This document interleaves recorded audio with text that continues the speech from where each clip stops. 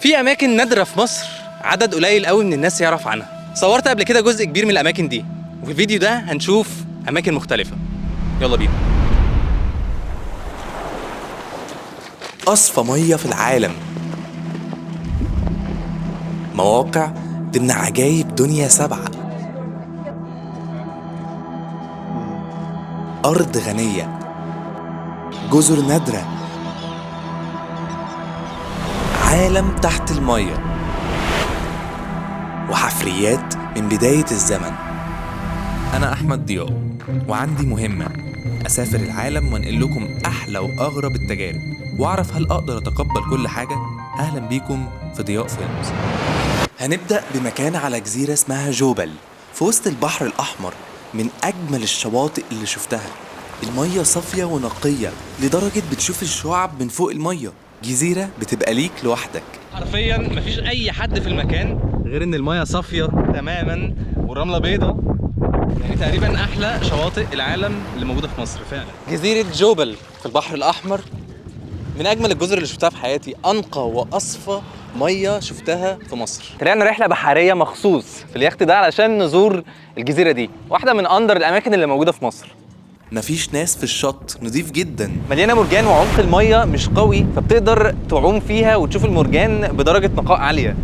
غير كده في تجويفات في الصخور على الجزيره نفسها مخليه اكن الشط خاص. طلعنا مع تشيل اوت ايجيبت، تجربة مختلفة على أضخم يخت في يمين البحر الأحمر.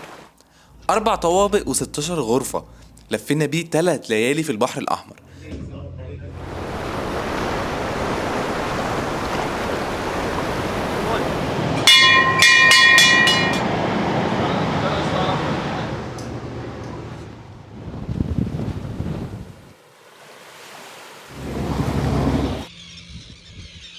عدينا فيهم كمان على جزيرة جيسوم، واحده من الجزر اللي فيها لاجون عامل رياح قويه جدا وبقت جنه للكايت سيرفنج. طيب وصلنا لجزيره اول مره اسمع عنها، جزيره جيسوم، محاطه 360 درجه بالجبال وسط البحر الاحمر. على الجزيره في وسط الجزيره مليانه شجر المانجروف والميه نقيه جدا، وزي ما انتم شايفين طيور النورس في كل حته. اعتقد معنى ان عليها طيور ان هي نادره او مفيش ناس كتير بتيجي.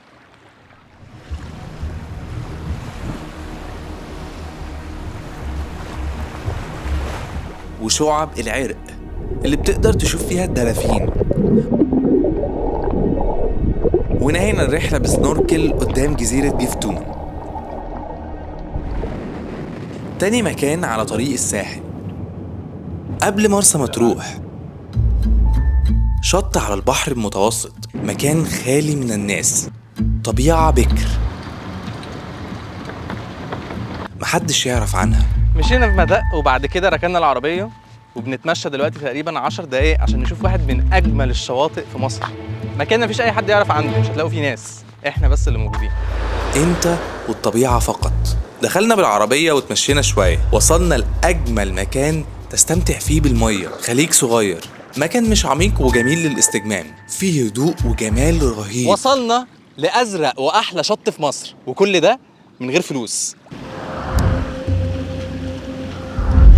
ده أصفى مكان نزلت فيه في مصر. بصوا الزرقان عامل ازاي، مش طبيعي يا جماعة. كل ده ببلاش، مش مصدق ان هو ببلاش.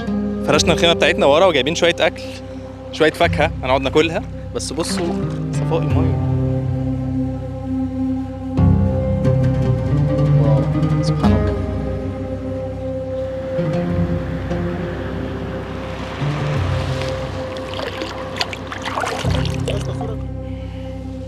ايه الموزة دي؟ انا بقول لك موز صغير قوي. جامد قوي.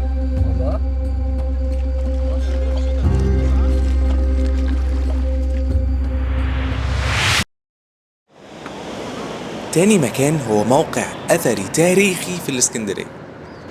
رايحين نشوف عجيبة من عجائب الدنيا السبعة في القرون الوسطى. في غرب الإسكندرية رايحين نزور مقبرة مميزة جدا اللي جنبها على طول عمود السواري. قبل ما نروح عجيبة الدنيا السبعة قررت أعدي على مكان اسمه عمود السواري. ده أعلى نصب تذكاري في العالم، 27 متر وكله من الجرانيت الأحمر. المميز في المكان إنه في مقياس نيل، لأن النيل كان ليه فرع بيعدي من المنطقة دي. مقبرة كاتاكومب كوم الشقافة، معناها مقبرة محفورة في الصخور تحت الأرض. مقبرة 3 طوابق فيها سلم حلزوني بيودي على غرف محفورة في الصخر بعمق 20 متر تحت سطح الأرض. من بره ما يبانش أي حاجة، بس أول ما تنزل تحت بيبقى فيه عالم تاني من المقابر تحت الأرض محفورة في الصخور. اكتشفوها سنة 1900 بالغلط لما حمار وقع في حفرة 12 متر. المقبرة من القرن الأول والثاني الميلادي، واحدة من أكتر المقابر المعقدة في تخطيطها. المميز فيها المزيج في الفن الفرعوني والروماني واليوناني مع بعض. لما تدخل المقبرة الرئيسية هتلاقي نقوشات لميدوس على الباب. في الأساطير اليونانية راس امرأة بشعر تعابين، ولو حد بصلها بيتحول لحجر. وجوه المقبرة في مشاهد من الحضارة المصرية القديمة. فوق قبر واحد روماني هتلاقي نقوشات لتور معبود الإسكندرية خلال العصر اليوناني والروماني، وجنبه الإلهتان إيزيس وأختها نفتيس، وأنوبيس وحورس وتوت إله الموت والخير والحكمة عند المصريين. هتشوف كمان صالة المأدبة، أهل المتوفي كانوا بيجتمعوا فيها عشان ياكلوا في الزيارات. بعد ما بيخلصوا أكل كانوا بيتشائموا من الأطباق الفخارية اللي بياكلوا فيها، فكانوا بيكسروا الأطباق دي فبيرموها بره، فعملت كوم من شقف الفخار، عشان كده بقى اسمها كاتاكوم كوم الشقافة.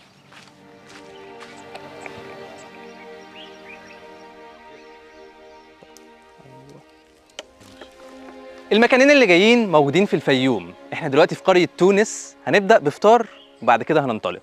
يلا بينا.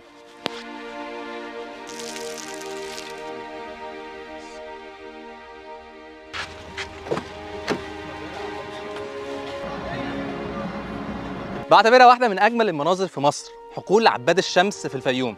عباد الشمس بيطلع في الأماكن اللي حرارتها عالية، هو ثالث أهم محصول زيتي في العالم. دوار الشمس او زهره الشمس، تباع الشمس، ميالس الشمس، كلها اسامي مشهوره لعباد الشمس. احنا دايما مشهور عندنا ان هو اسمه عباد الشمس، وده علشان الزهره بتلف مع الشمس طول اليوم فتبدا تمشي وراه، عشان كده سموه بالاسم ده.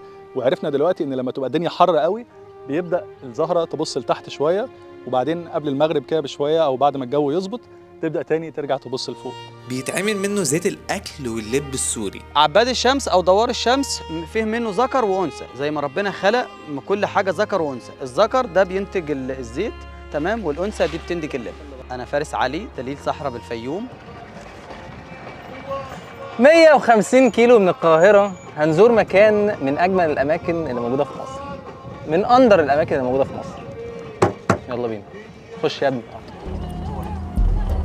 تبقى الشمس أقل شوية.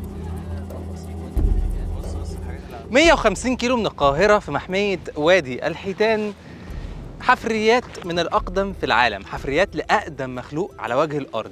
لقوا هياكل ل10 حيتان في المنطقة من 40 مليون سنة. أنتم متخيلين؟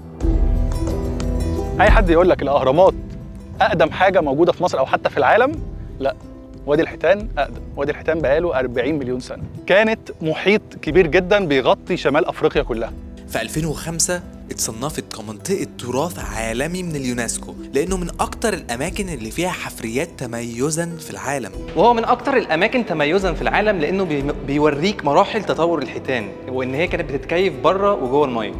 عدينا كمان على قصور العرب، واتسمت قصور العرب عشان سلسله الجبال دي على شكل قصور، تمام. الكثبان الرمليه اللي انتوا حضراتكم شايفينها دي هي امواج البحر، ودي بتتكون عن طريق حركه الرياح. ودلائل كتير في الطريق إن المنطقة كانت محيط. لو قربت بتشوف في الصخور خطوط بتدل على مستوى المية إزاي كان بينزل على ملايين السنين. لان الميه ما قلتش مره واحده، لا، دي قلت على كل فتره من الفترات، والكلام ده عمره 40 مليون سنه. كل الجبال دي كانت تحت الميه، ايوه كل الجبال دي كانت تحت الميه. دي كانت نهاية الفيديو، واشوفكم في جزء جديد. سلام. أقطع لك؟ مش مستوي. خلينا هنا عشان الهوا جاي كده. نمشي ولا ايه؟ نتمشى؟ لا عادي، واقفين. عايز تتمشى ليه؟ مش عارف، كنت حاسس ان خلاص يعني اللقطه بتقفل. ماشي يلا. كل واحد برضه يعني كل واحد بيبقى عنده يا عم يلا، الراجل راسه منوري. يعني ده مكان بقاله 40 مليون سنه، فاي حد يقول لك الاهرامات يا عم انجز بقى. مش عايز اقول ايه. طيب خلاص